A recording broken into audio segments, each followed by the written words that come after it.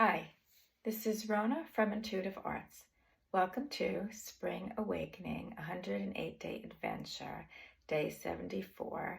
And today we're going to talk about the fourth Niyama, Svadhyaya, which is the act of self-study.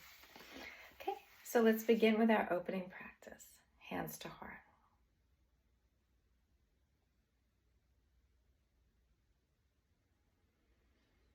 Breathing deeply. Inhaling fully, exhaling completely.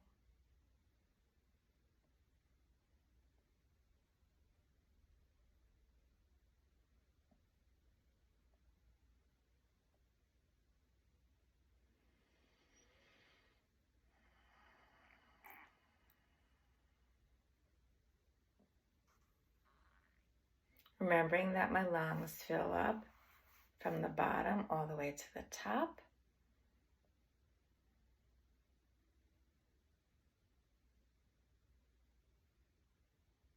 Side to side.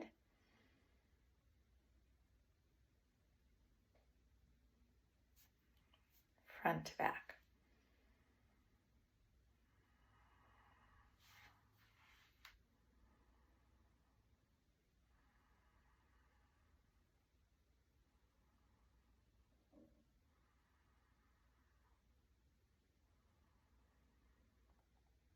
I know this is about the sixth time that I've tried to create this video.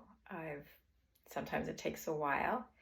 And I notice that when I first started on take one or take two, there was a lightness in my chest. I was trying to rush. And now that I've seen that rushing, does it help? I can feel in my breath it's slowing down. So I'm engaging actually in the active self-study of my breath.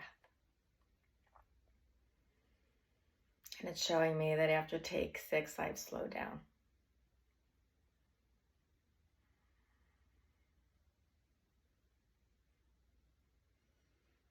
Inhaling fully, exhaling completely. One more deep breath.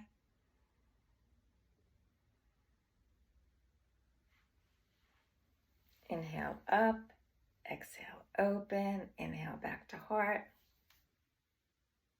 Inhale up, exhale open, inhale back to heart. One more time.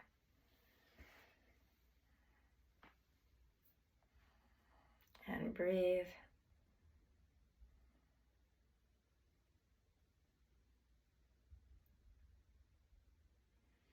Now imagining you're channeling energy up from the earth and down from spirit. That's how I do it, but there's many ways to do it. It's meeting and integrating in my body. My body is the medium, and I have enough energy that I'm sending it out. Creating a triangle right over my heart center. Imagine that I'm sending it to you, and you're sending it to somebody else, and it's going on and on.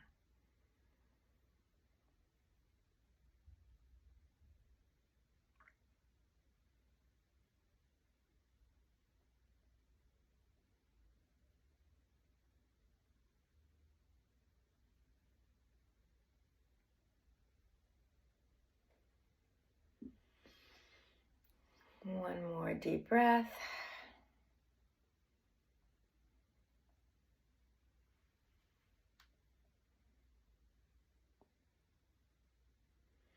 It is always my intention that I am filled with light and that wherever I go, that light just shines out, so I don't really have to think about it. It's just an aside from the topic for today. But it's come up as I've been sending healing energy.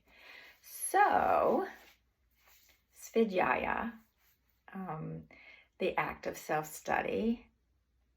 And so, in concept, that seems a little bit simple, but in reality, it's very challenging.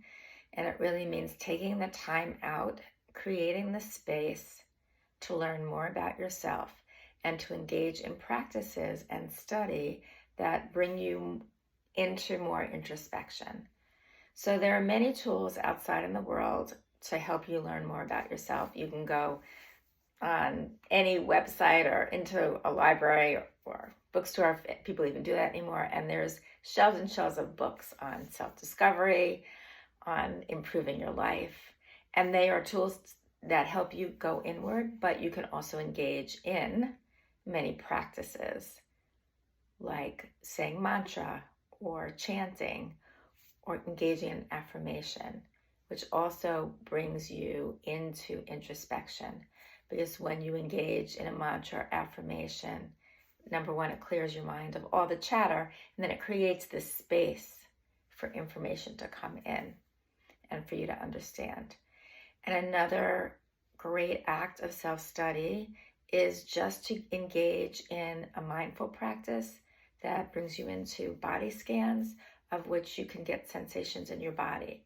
So I could be going along my day and doing work and not getting information, but if I step back and go into a body scan, which is bring your attention to different parts of your body, I will notice at that time, oh, that might feel tight, or oh, I can feel tension in my stomach or my left knee.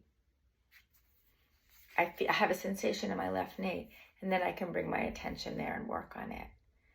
If we want to create change in our lives, we have to engage in self-study. We have to understand our patterns and why we do what we do to make different choices.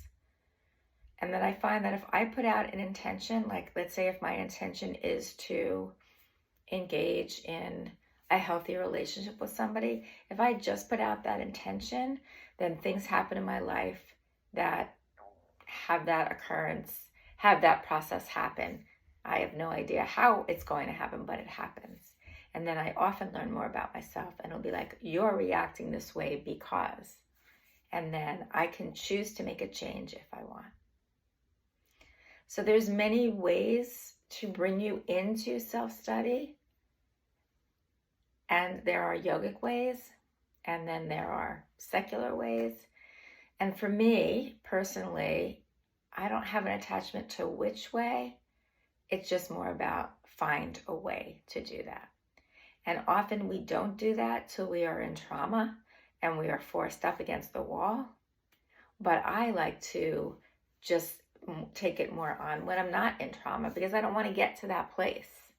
I don't want to get to that place where my choices might get more limited. I want to have a span, a wealth of places to choose from. So I will really look at stuff before they get really heightened. As soon as I get a twinkle that something's different, I will engage in how am I triggered, what's happening, what do I need to know about myself. Sometimes how do I need to understand that person better, because that helps me. And then I might choose to change the way that I behave, and it gives me more information to change the way that I react. So I invite you to find ways to engage in more study and self-study. If we want this world to be different, it begins with us. And the way that we can do that is start to make changes when we need to. And we all need to.